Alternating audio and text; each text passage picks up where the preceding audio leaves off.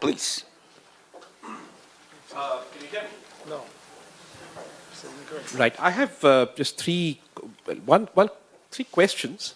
One comment from Marcos. First question is for the first presenter. Following the discussion, I'm very curious as to how you define free trade as a public good. I'm an economist, so maybe my understanding is limited as a discipline. A public good is a good. It's not an instrument or a means of exchange. Trade is an instrument. You have more or less free trade to do something. It's not a good in itself, like peace and security is, for example.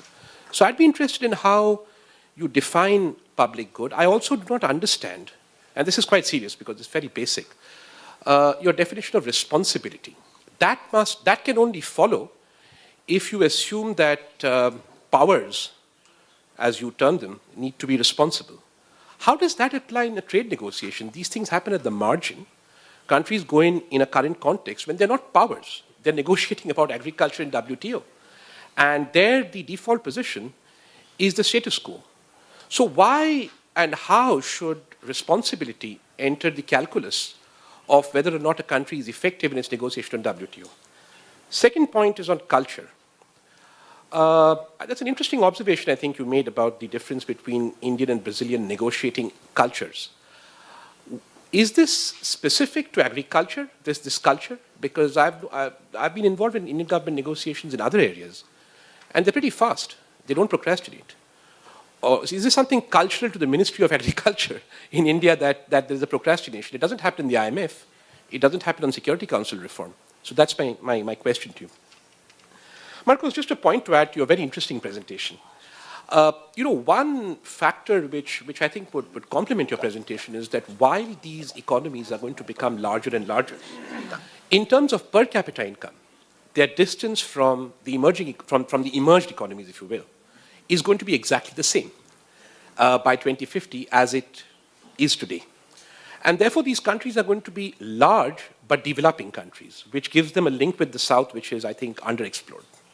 Quick question for Garth. India, China, EU, and the US, 4 countries now playing sort of the development cooperation game, to be polite, in Africa. But none of these countries, or as far as I know, has seen it fit, despite their very specific relationships with South Africa, to, in a sense, bring South Africa into their dialogue and discussion with other African countries. Or, for that matter, put the other way, South Africa's reluctance, for example, to engage more fully in the African Union has meant that the African Union's major interlocutors outside Africa are the European Union and European countries generally. If you walk into Addis, hundreds of consultants to the AU, all European. So could you shed some light on this? Maria Regina. Uma observação geral, de certa forma, o Pedro e a Lia já tiraram o meu comentário. Eu acho que a questão que na mesa, e a questão que claramente o Marcos colocou, é que ordem é essa, que ordem contemporânea é essa. Né? Para livrar a cara dos cientistas políticos, nem todos dizem que é uma ordem multipolar.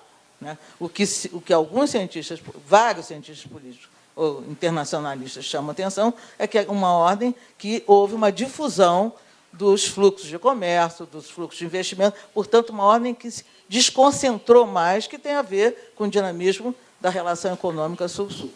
Mas você colocou um tema que eu acho que é importante, que deu a entender, para mim, que é como, no fundo, né, é a mesma ordem. Eu acho que, do pós-guerra, eu acho que não é a ordem americana apenas. Por quê? Exatamente pelas questões que o Pedro e a Lia colocaram. Por quê?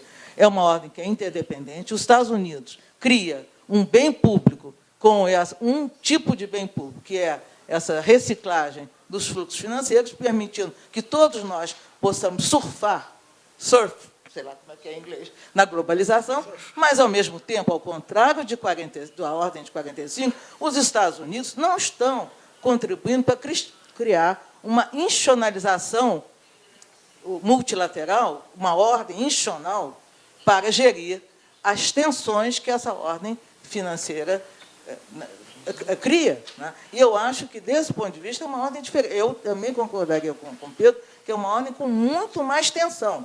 Né? Até porque, se a China hoje está satisfeita com essa condição criada pelo papel dos Estados Unidos, pode ser que daqui a pouco ela diz, não, o dólar não vai ser soberano, apenas o dólar. Enfim, mas eu acho que é a diferença. E acho que, por um ponto também que o Pedro chamou atenção, e aí eu sugiro, enfim, me dirijo a Helen, que é hoje uma ordem interdependente, mas cujos os países agem todos domestically driven. Todos os países estão agindo do ponto de vista das suas constituições domésticas. E para suas constituições domésticas não existe public goods, porque são todos... Há um conflito distributivo. É por isso que os países estão, especialmente os países do norte, etc., preferem... eles estão produzindo club goods. Eles preferem que o multilateralismo seja com poucos participantes. Né? O G20 é mais confortável do que o WTO. Enfim, então, por isso é que eu acho que a gente deveria, até do ponto de vista analítico, repensar o papel da teoria dos regimes e bens públicos. Eu acho que ela fazia sentido na ordem do pós-guerra, da ordem da hegemonia americana, que produzia, de fato, bens públicos, que era um ordenamento institucional. Esse ordenamento institucional está fraco e não tem nenhum ator, aparentemente, com vontade de investir que faça face a esses desafios. Yes. Well, I have certain comments, actually. Since I'm coming from Asia, actually India, so everybody is talking of these emerging Indias and emerging power. The thing is that this estimation was made based on certain economics. That if I'm now in this position, in 2030 I will be in this position, in 2050 I will cross US, etc., etc. But one thing you should keep in mind, don't think I'm being a responsible citizen. India has had a long way to go because we have a huge poverty line. There's a gap. According to Tendulkar Commission report, 37.2%. That was the figure. So India has a long way to go. So sometimes I'm asking this whether, because I have seen before the 1997 financial crisis, the World Bank have mentioned Asian cats. Asian cats after the financial crisis converted into rats.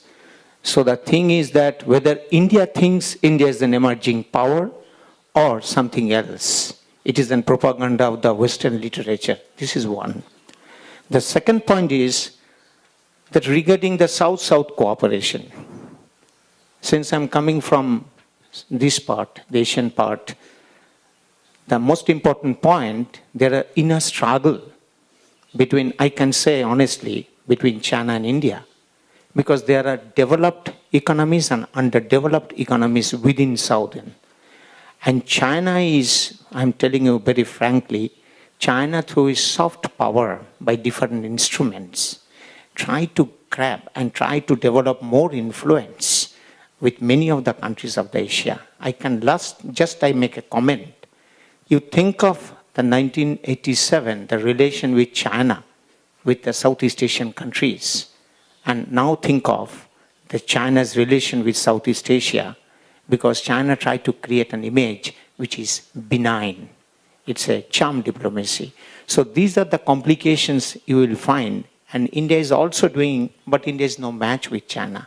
So these are the comments I think it's maybe essential to say something. Thank you. My name is Thomas Bierstaker. I'm from the Graduate Institute in Geneva.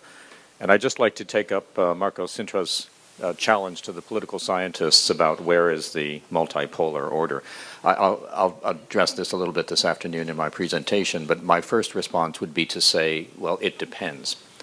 And therefore, I would say it depends on the issue domain, so that in certain issue domains, one can see elements of greater multipolarity than in others. And probably the area where there is the least amount, I think, is precisely the area that you focused on.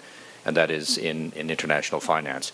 But I really thought your presentation was very interesting, and it actually informed something that I've been exploring in my own research on the differential implementation of targeted financial sanctions, but perhaps we can talk about that later.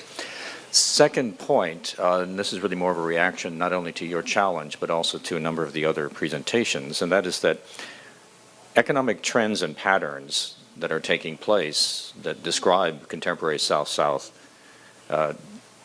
changes and cooperation, these trends and patterns do not automatically translate into political leadership, institutional change, adaptation, or a new multipolarity.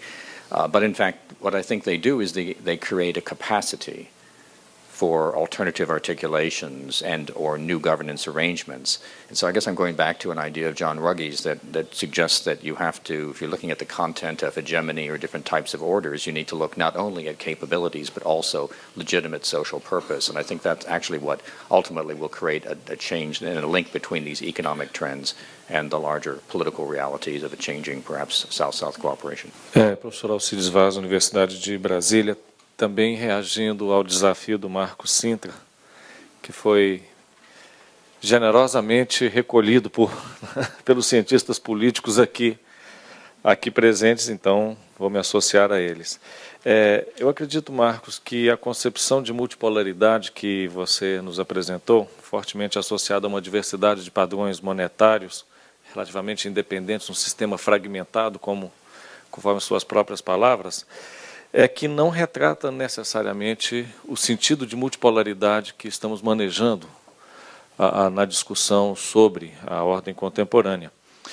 Essa multipolaridade contemporânea tem efetivamente como pano de fundo a interdependência. Me parece que a sua noção também joga como um processo de soma zero. Quanto mais interdependente, mais difícil a condição de multipolaridade, o que me parece também inadequado. E a interdependência se constitui, a multipolaridade vai se constituir justamente mediante a existência de atores e centros de influência com visões concorrentes sobre aspectos muito importantes da ordem internacional, com capacidade mesmo de bloquear como a própria agenda, como foi colocado pelo professor Roberto Bolsas, né, em diferentes planos, ou seja, há efetivamente um conflito distributivo, há diferenças de visões sobre políticas, sobre objetivos e sobre as formas de gerir a interdependência.